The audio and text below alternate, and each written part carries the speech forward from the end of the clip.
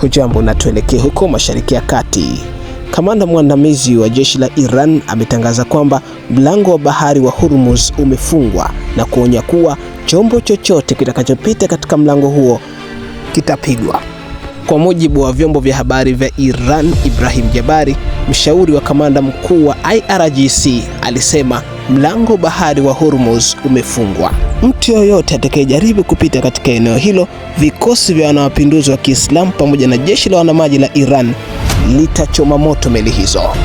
Hatua hii inakuja baada ya mzozo kati ya Iran pamoja na Marekani na Israel ukiongezeka katika Mashariki ya Kati, huku Israel ikishambulia malengo muhimu katika nchi ya Iran. Rais wa Marekani Donald Trump ameonya kwamba iwapo Iran itaendelea kushambulia kambi zake za kijeshi pamoja na washirika wake, basi jibu litakalofuata itakuwa si la kuzuilika.